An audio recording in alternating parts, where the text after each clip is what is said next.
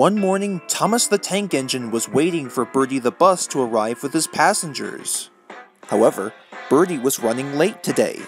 This was making Thomas very anxious until he heard a noise.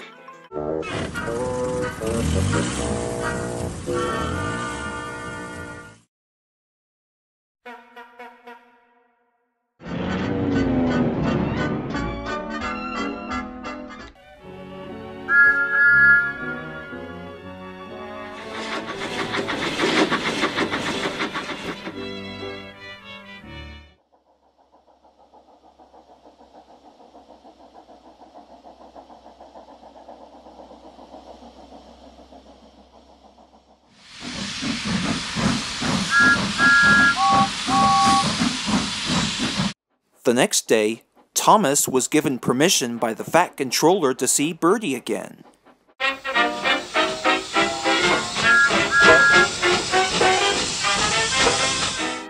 Oh, good morning, Thomas. Good morning. So, what happened, Bertie? Why were you running late yesterday? Oh, that blasted signal wasn't working. I couldn't tell why, but for some reason it feels like it hates my guts. And so until I could leave, I've got myself a couple of workmen to fix the broken signal, and I had to wait 5 minutes longer than any other vehicle on this island. Oh yeah, I timed it. Well, Bertie, I'm sure that happens to other vehicles too, and I should know. Look, Thomas, I don't think you got the picture. Oh, I do, Bertie. Once, I was running late with my branch line express. Quite late indeed. And this was the story Thomas told. One morning, Thomas was waiting for Gordon to arrive with his passenger train. But Gordon hasn't arrived yet. This made Thomas feel very cross. Where's Gordon? He doesn't usually make us wait. At that moment, Thomas wanted to leave, but he had to wait for Gordon's passengers.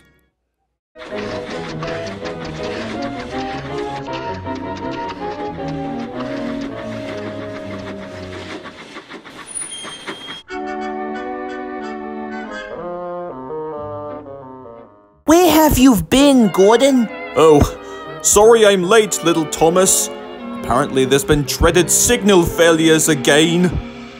Well, just be glad that I'm considered the Fat Controller's guaranteed connection, Gordon. Unless you want to run my branch line like a common tank engine. Well, sorry I cannot chat right now. Got a branch line to run. Cheerio. Silly engine. No one ever lets me forget the time that I overran the platform, all because my driver could have sworn that he saw a waving green flag in the background. That evening, Thomas was grumbling to Percy and Toby about what he would say to Gordon the next day when they next meet. I mean, it just comes off as very undignifying. Well, to be fair, Thomas, said Toby, it wasn't Gordon's fault, nor your fault. It was just a broken signal. Nothing out of the ordinary. Well, yes, I seem to get that, said Thomas. But Gordon should have known by this point that I'm to be considered the guaranteed connection of this railway's network. After all, little engines can do big things. Remember from that 19% on Rotten Tomatoes movie, Thomas and the Magic Railroad? I think I see your point, said Toby. Cheer up, Thomas, said Percy. I'm sure that things will turn up all right at some point, right? I highly doubt that ought to happen, Thomas thought to himself. Afterwards, he dozed off to sleep, waiting for morning to come. The next morning, Thomas was picking up passengers from James's train, and was ready to head off to Knapford Station to meet Gordon. Usually, everything runs like clockwork, but today there was trouble. A lady in a green floppy hat was waving goodbye to a friend. It was nearly time for Thomas to leave. Unfortunately, the fireman looked towards Clarabelle and saw something green waving. Right away, mate! Then, everything happened at once.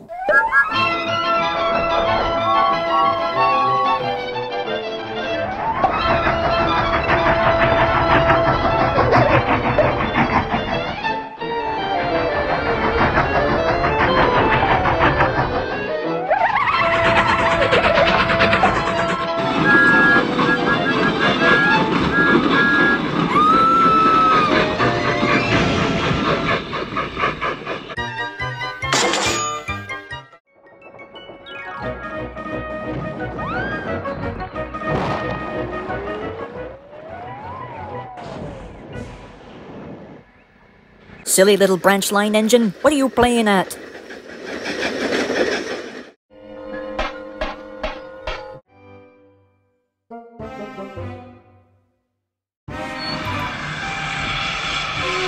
Oh dear, now I'm sure to miss Gordon's express train now.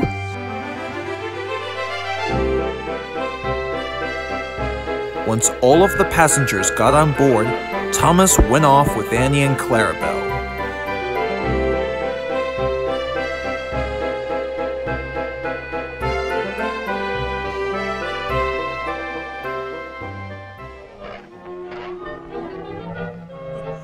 Where could that cheeky tank engine be? Everybody knows that I'm the fastest and best and I pull the express, not some silly old slow coach.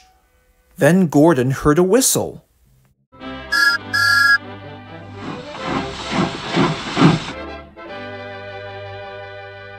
Well, well, well.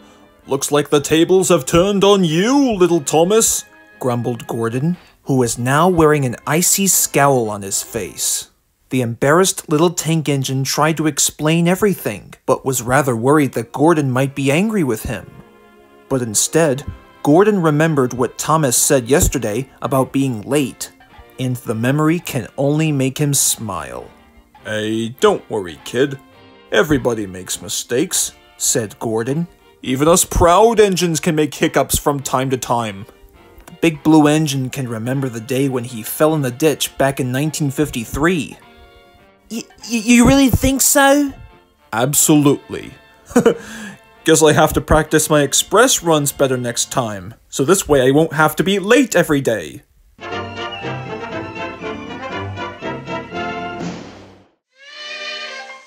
So in conclusion, Bertie, there can be times when being late isn't such a bad thing after all. Well, maybe not all the time. Well, looks like you've convinced me, Thomas. Guess I'll have to practice being on time for your passengers. After all, you are a guaranteed connection.